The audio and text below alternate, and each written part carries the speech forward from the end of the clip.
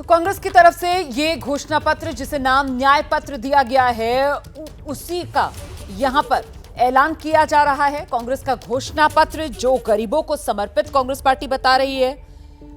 Congress party की तरफ से कहा गया, हम जो कहते हैं वो करते हैं, झूठे वादे नहीं करते हैं। युवा, किसान, गरीब, महिला सबके विकास के बंद दरवाजों को खोलने का काम कांग्रेस पार्टी का ये न्याय पत्र करेगा। हमारी लड़ाई संविधान बचाने की है। हमारी पार्टी पर जुल्म किया गया, विपक्ष के नेताओं पर झूठे केस किए गए, जेल में डाला जा रहा है।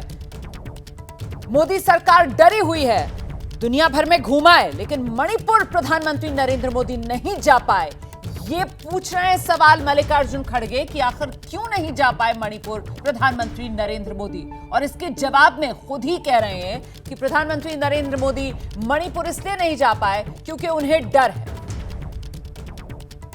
मोदी सरकार डरी हुई है, विपक्ष से भी डर गए, इसीलिए विपक्ष पर जुल्म कर रहे हैं, विपक्षी नेताओं को जेल में डाल रहे हैं, विपक्षी नेताओं पर झूठे केस कर रहे हैं। कांग्रेस के लिए वक्त चुनौतीपूर्ण है, जनता के बीच जाना बहुत जरूरी है। ये मंत्र जो कांग्रेस के नेताओं और कार्यकर्ताओं को मल्लिकार्जुन खड़गे ने दिया है, घोषणा पत्र रिलीज करते हुए, जारी करते हुए, जिसका नाम कांग्रेस पार्टी की तरफ से न्याय पत्र दिया गया है। और ये जो घोषणा पत्र है, 5 न्याय 25 गारंटी 24 चुनाव के लिए कांग्रेस की यही है रणनीति। इसमें हिस्सेदारी न्याय से लेकर युवा न्याय, किसान न्याय, महिला न्याय, श्रमिक न्याय, सबका समावेश है। और हर न्याय की 5 गारंटी है जो विस्तार से कांग्रेस पार्टी की तरफ से जानकारी जिसके बारे में दी गई है। इसमें युवा न्याय के लिए 30 लाख नई नौकरियां दी जाएंगी, हर शिक्षित को 1 साल अप्रेंटिसशिप दी जाएगी।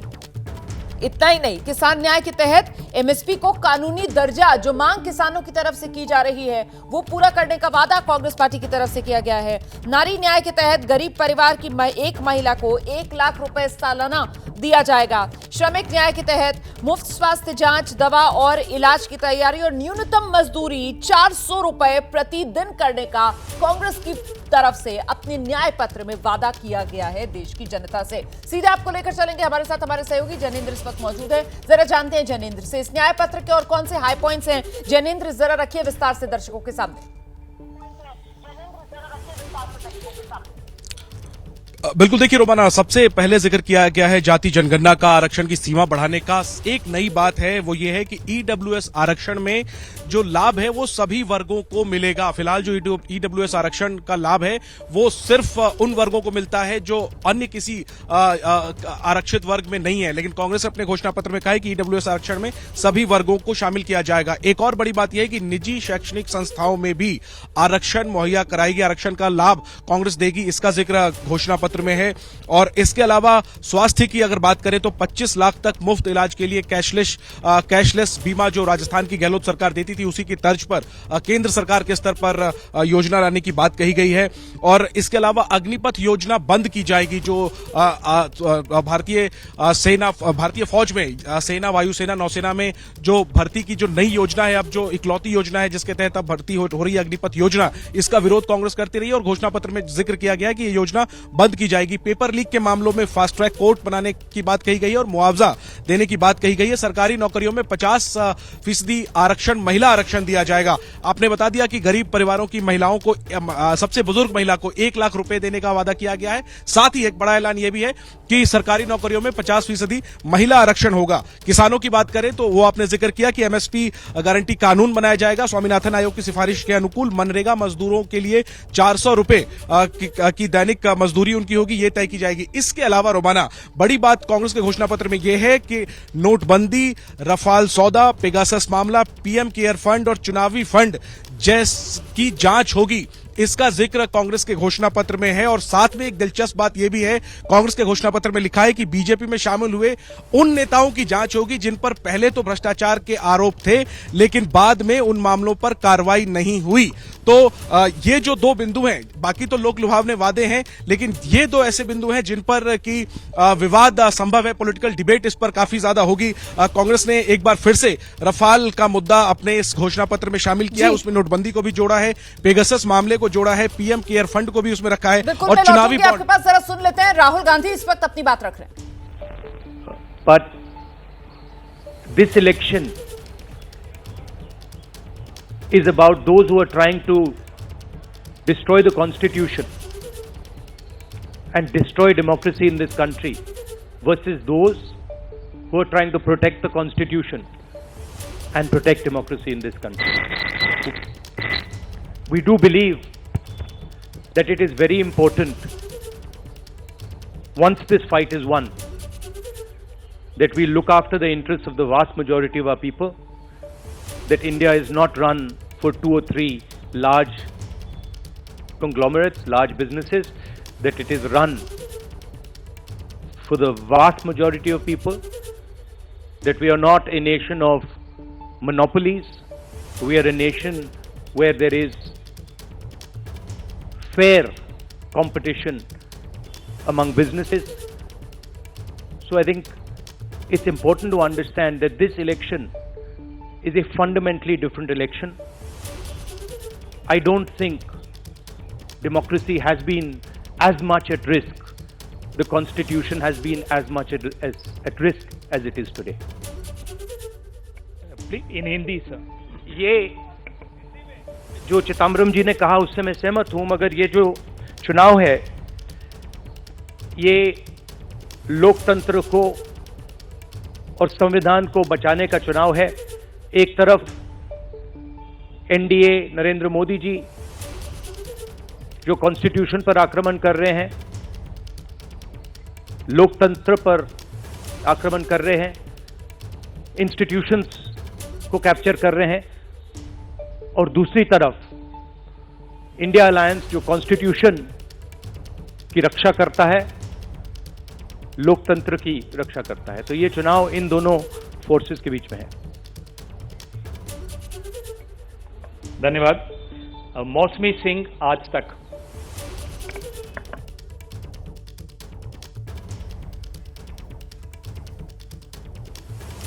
कांग्रेस की तरफ से मैनिफेस्टो जारी कर दिया गया है, न्याय पत्र इसका नाम है, और ये जो चुनाव है वो लोकतंत्र और संविधान बचाने वाला चुनाव है। ये बात राहुल गांधी की तरफ से इस मौके पर कही गई, ये कहते हुए कि साहब इससे ज्यादा खतरा लोकतंत्र के लिए, संविधान के लिए देश में पहले कभी नहीं था।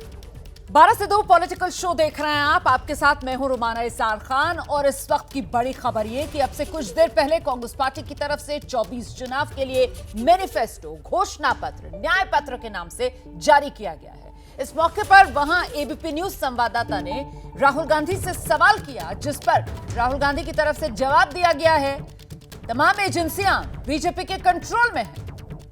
राहुल कह रहे हैं ये लोकतंत्र बचाने का चुनाव है, ये जो चुनावी लड़ाई है वो लोकतंत्र को खत्म करने वालों बनाम लोकतंत्र को बचाने वालों के बीच है। सभी एजेंसीज को बीजेपी कंट्रोल कर रही है। ये चुनाव लोकतंत्र बचाने का, सुनिए।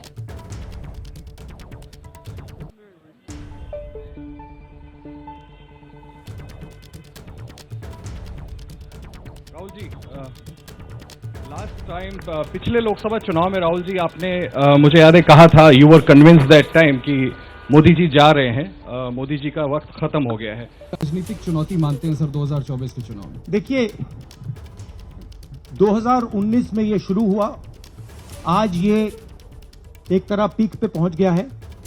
हिंदुस्तान के सारे इंस्टीट्यूशंस उनके हाथ में हैं, पॉलिटिकल फाइनेंस की मोनोपोली उनके हाथ में है, CBI, ED, income tax, EC, ये सारे के सारे बीजेपी के हाथ में है, बीजेपी के कंट्रोल में है।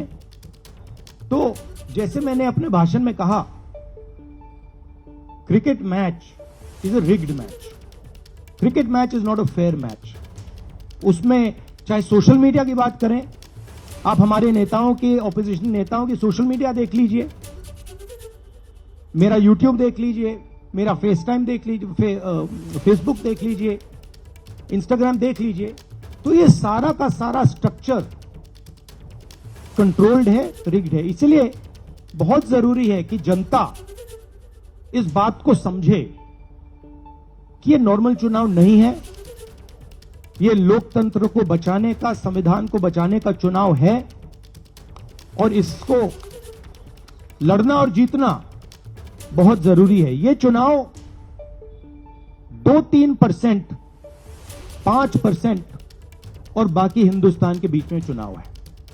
और जो बाकी हिंदुस्तान चाहता है वो इस मैनिफेस्टो में है, और जो 2% चाहता है, जो अदानी जी चाहते हैं, वो आप उनका मैनिफेस्टो देख लीजिए, आपको पता लग जाएगा। उसमें उनकी रिक्वेस्ट लिस्ट पूरी की पूरी आपको मिल जाएगी। Thank you. आखिरी सवाल कुमार विक्रांत सिंह।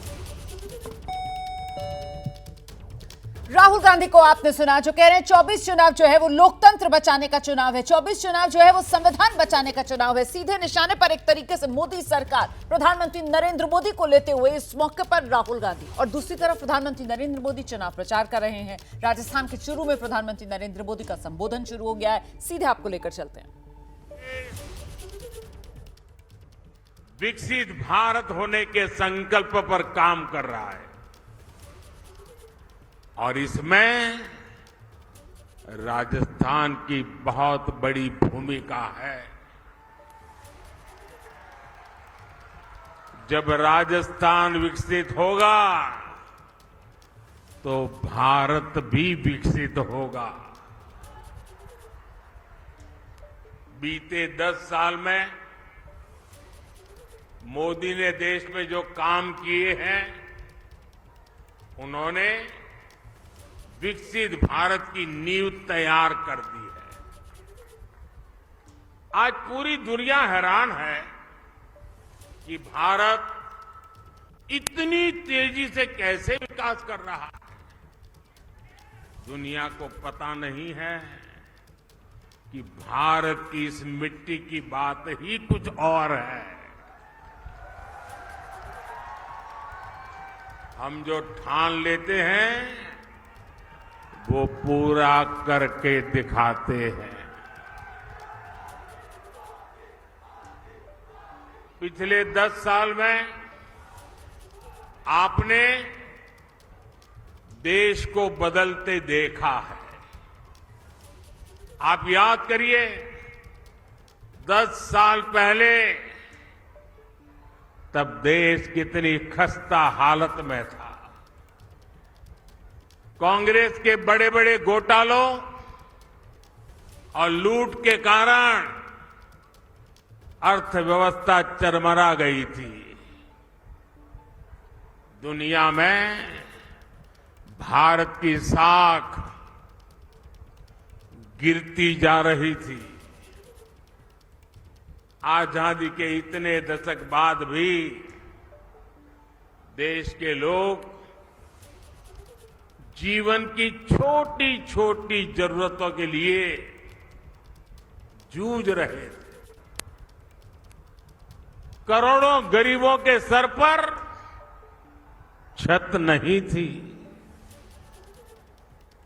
करोड़ों लोगों को पीने का पानी उपलब्ध नहीं था। हमारे गांव अंधेरे में डूबे थे, वहां बिजली भी नहीं पहुंची थी, और लाखों करोड़ की लूट से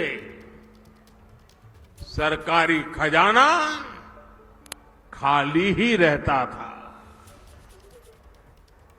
आप लोगों ने भी सोचा होगा लिया, जब हालत इतनी खराब थे, इतने दशकों तक बुराइयां थी, तो इसका मन पर भी असर होता है। और आप सब देशवासियों ने मान लिया था कुछ बदल नहीं सकता, अब देश का कुछ हो ही नहीं सकता। हर कोई निराशा में डूबा हुआ था। इसी हताशा निराशा में 2014 में आपने गरीब के इस बेटे को अपनी सेवा का मौका दिया।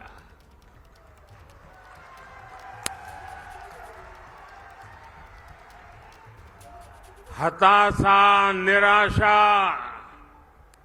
ये मोदी के पास भी नहीं फटक सकती, और मैंने तय किया कि हालात बदलने ही होंगे, और मेरे लिए तो मेरा भारत मेरा परिवार है। हमने ईमानदारी से काम किया। कोरोना जैसा इतना बड़ा संकट आया, दुनिया सोचने लगी थी कि भारत तो बर्बाद हो जाएगा, दुनिया को भी बर्बाद कर देगा। लेकिन इसी संकट में हम भारतीयों ने अपने देश को दुनिया की 5वीं सबसे बड़ी अर्थव्यवस्था बना दिया।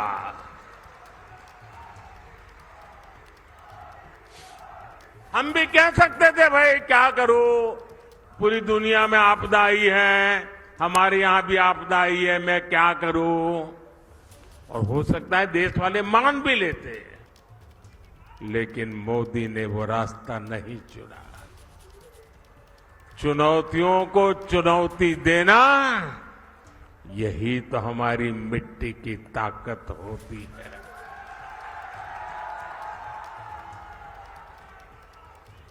और हमारे राजस्थान में तो कहते हैं, अपनी करनी पार उतरनी। हमने परिश्रम किया और परिणाम ला करके दिखा दिया।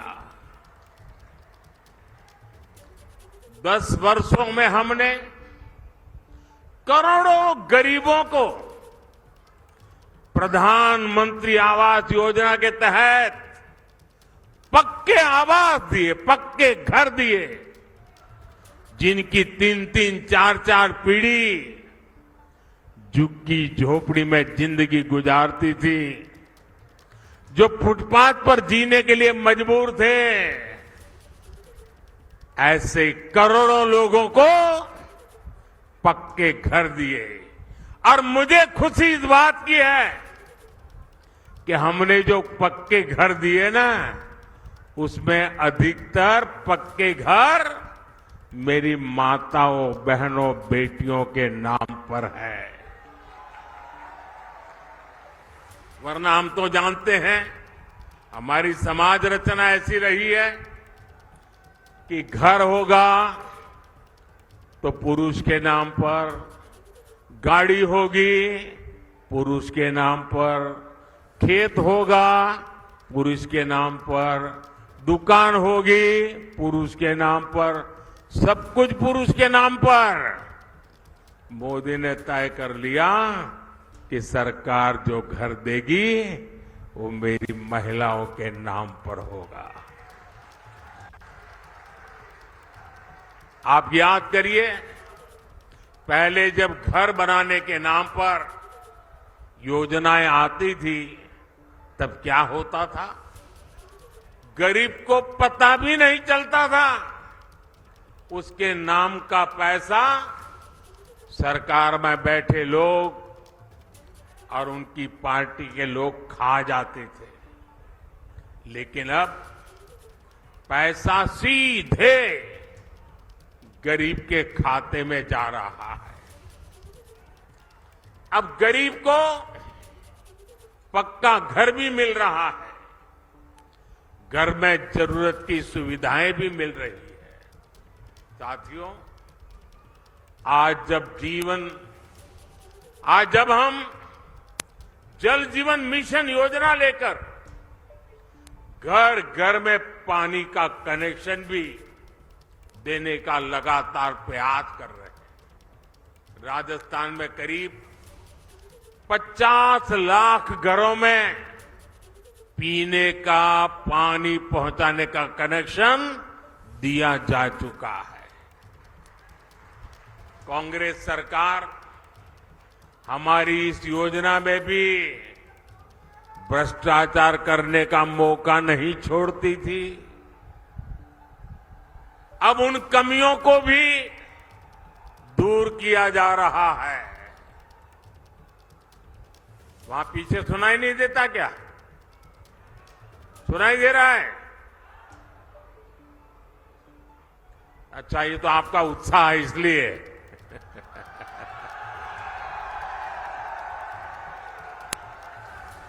देखिए, राजस्थान के 4.5 करोड़ जरूरतमंदों को हर महीने मुफ्त राशन भी दिया जा रहा है। यानी जीवन के हर पड़ाव पर भाजपा सरकार गरीब के साथ खड़ी है।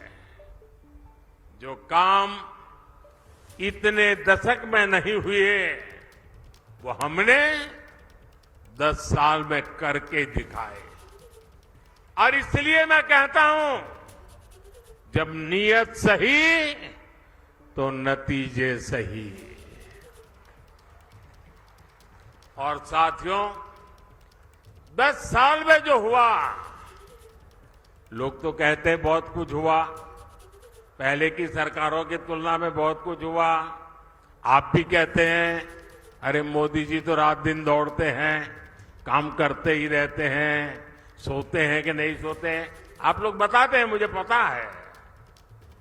लेकिन काम कितना भी क्यों न हुआ हो, औरों की तुलना में अनेक गुना हुआ हो, लेकिन मोदी के मन की बात में आज चुरू में बता देता हूं।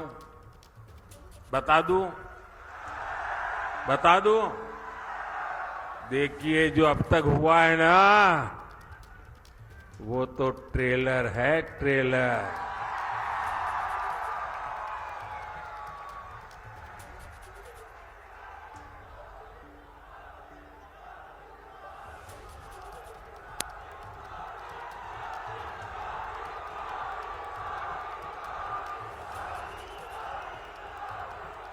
आप आजकल बड़ी बड़ी होटल में खाना खाने जाते हैं ना, तो पहले एपेटाइजर लेकर के आते हैं, थोड़ी थोड़ी 2, 3, 4 जरा बड़ी चटाकेदार चीजें परोसते हैं। तो कभी लगता है यार इतना आ गया, पेट तो भर गया, आप खाना क्या खाएंगे। ये जो मोदी ने किया है ना, वो तो एपेटाइजर है, एपेटाइजर। अभी तो पूरी खाने की थाली आधी बाकी है। बहुत कुछ करना है भाई, बहुत सारे सपने हैं। हमें देश को बहुत आगे लेके जाना है। साथियों, आज देश में मोदी की गारंटी की चर्चा हो रही है। मोदी की गारंटी कैसे पूरी होती है और कितनी रफ्तार से पूरी होती है, राजस्थान उसका बहुत बड़ा उदाहरण है। मैंने मेरी माताओं बहनों को गारंटी दी थी कि गरीबों का उज्ज्वला सिलेंडर सस्ता किया जाएगा। ये गारंटी पूरी हो गई है।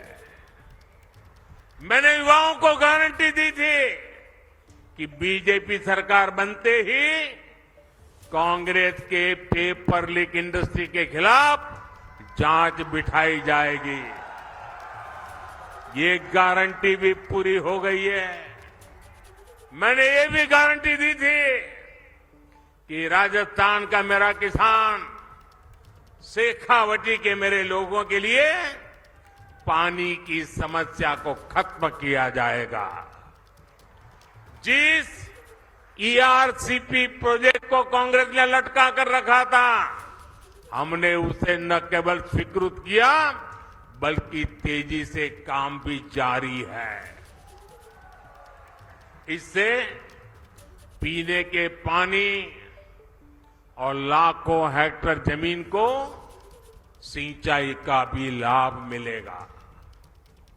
हमने हरियाणा से समझौता करके शेखावटी में पानी लाने का रास्ता भी साफ कर दिया है। भाइयों और बहनों, भाजपा जो कहती है वो जरूर करती है। दूसरी पार्टियों की तरह भाजपा केवल घोषणा पत्र नहीं जारी करती, हम तो संकल्प पत्र लेकर के आते हैं। 2019 में हमने जो संकल्प पत्र जारी किया था, उसके ज्यादातर संकल्प पूरे हो चुके हैं और 2 साल कोविड के संकट के बावजूद भी मोदी ने आपको जो वादा किया था, वो वादा पूरा करने के लिए एड़ी चोटी का जोर लगा दिया है। राजस्थान के मेरे भाई बहन, जम्मू कश्मीर की धरती पर जो मेरे वीर जवान शहीद हुए ना, उसमें मेरे इस शेखावटी के जवान भी शहादत मोली थी। उस जम्मू कश्मीर जहां पर मेरे राजस्थान के वीरों का रक्त आज उस जम्मू कश्मीर से आर्टिकल 370 खत्म हो गया।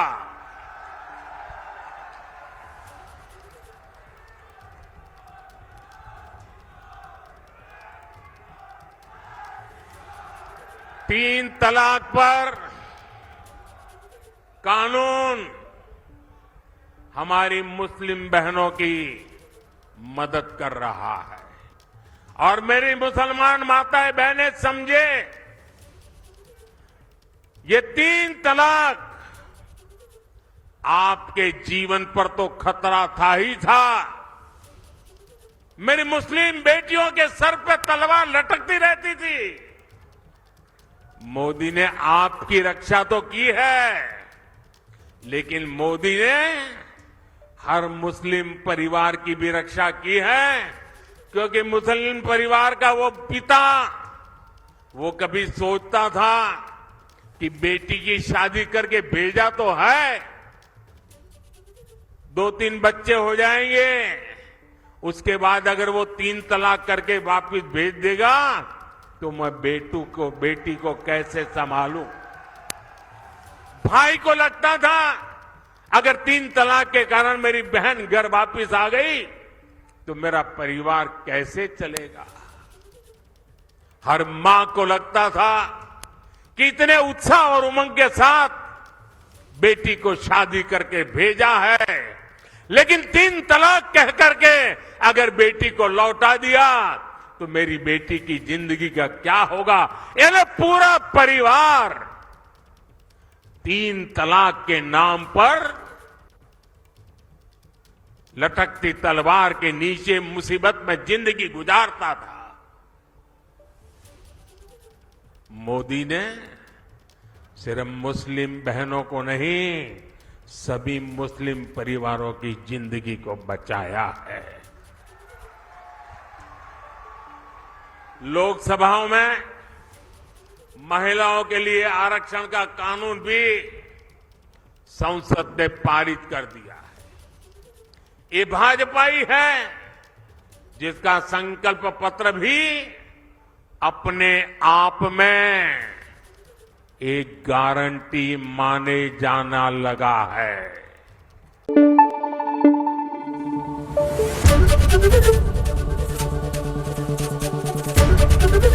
एबीपी न्यूज आपको रखे आगे।